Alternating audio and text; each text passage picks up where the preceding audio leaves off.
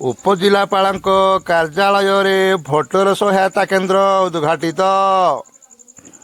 କୌଣସି ଯୋଗ୍ୟ ଭୋଟର ବଞ୍ଚିତ ହେବେନି, ପ୍ରଶାସନର ବଡ଼ ପଦକ୍ଷେପ। 21 ମେ 20 ସ୍ୱତନ୍ତ୍ର ସଘନ ସଂଶୋଧନ 2026 କାର୍ଯ୍ୟକ୍ରମ ଅନ୍ତର୍ଗତ ଭୋଟରମାନଙ୍କ ସହାୟତା ଓ ସଚେତନତା ପାଇଁ ପ୍ରଶାସନ ପକ୍ଷରୁ ଏକ ପ୍ରଶଂସନୀୟ ପଦକ୍ଷେପ ଗ୍ରହଣ କରାଯାଇଛି।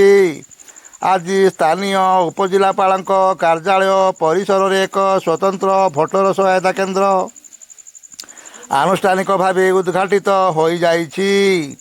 ଆଜି ପୂର୍ବାହ୍ନ 10 ଘଣ୍ଟା ସମୟରେ ଆୟୋଜିତ ଏକ ଭବ୍ୟ କାର୍ଯ୍ୟକ୍ରମରେ ବରିଷ୍ଠ ଓଏଏସ୍ ତଥା ମାନ୍ୟବର ଉପଜିଲ୍ଲାପାଳ ଏବଂ ନିର୍ବାଚନ ପଞ୍ଜୀକରଣ ଅଧିକାରୀ ଶ୍ରୀଯୁକ୍ତ ଉପେନ୍ଦ୍ର ଲୁହା ମୁଖ୍ୟ ଅତିଥି ଭାବେ ଯୋଗଦେଇ ଏହି ସହାୟତା କେନ୍ଦ୍ରର ଶୁଭାରମ୍ଭ କରିଛନ୍ତି। ଏହି ସହାୟତା କେନ୍ଦ୍ର ମାଧ୍ୟମରେ ସାଧାରଣ ଜନତା ଭୋଟର ତାଲିକା ସମ୍ବନ୍ଧୀୟ ବିଭିନ୍ନ ଗୁରୁତ୍ୱପୂର୍ଣ୍ଣ ସୂଚନା ତଥା ସହାୟତା ସହଜରେ ପାଇପାରିବେ। ବିଶେଷ କରି ଭୋଟର ତାଲିକାରେ ନୂତନ ନାମ ସଂଯୋଗ, ଭୁଲ ଥିବାର ତଥ୍ୟର ସଂଶୋଧନ, ମୃତ କିମ୍ବା ସ୍ଥାନାନ୍ତରିତ ଭୋଟରଙ୍କ ନାମ ବିଲୋପ ସମ୍ପର୍କିତ ସମସ୍ତ ସମସ୍ୟାର ସମାଧାନ ଏଠାରେ କରାଯିବ। ଏହି ସମ୍ମାନଜନକ କାର୍ଯ୍ୟକ୍ରମରେ deputy collector doctor Biswajit Mohanty, ସହକାରୀ କଲେକ୍ଟର ସୌମ୍ୟରଞ୍ଜନ ସେଠୀ ଏବଂ ସୂଚନା ଓ ଲୋକସମ୍ପର୍କ ଅଧିକାରୀ ଜ୍ୟୋତିରଞ୍ଜନ ବାଗ ପ୍ରମୁଖ ସମ୍ମାନିତ ଅତିଥି ଭାବେ ଉପସ୍ଥିତ ଥିଲେ। ଏମାନଙ୍କ ସହ ଅନ୍ୟାନ୍ୟ ନିର୍ବାଚନ ଅଧିକାରୀ ଏବଂ କାର୍ଯ୍ୟାଳୟର ସମସ୍ତ କର୍ମଚାରୀମାନେ ଯୋଗଦେଇ କାର୍ଯ୍ୟକ୍ରମକୁ ସଫଳ କରିଥିଲେ।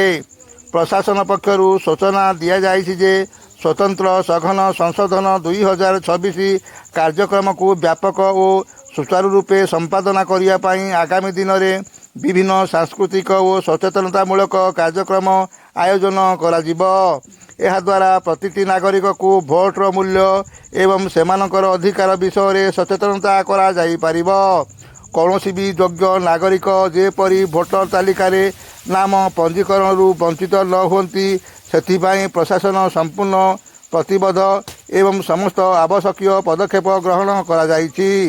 ଲୋକତାନ୍ତ୍ରିକ ପ୍ରକ୍ରିୟାକୁ ଅଧିକ ମଜବୁତ କରିବା ପାଇଁ ପ୍ରଶାସନର ଏହି ପ୍ରୟାସକୁ ସ୍ଥାନୀୟ ବୁଦ୍ଧିଜୀବୀ ଓ ଜନସାଧାରଣ ସ୍ୱାଗତ ଜଣାଇଛନ୍ତି।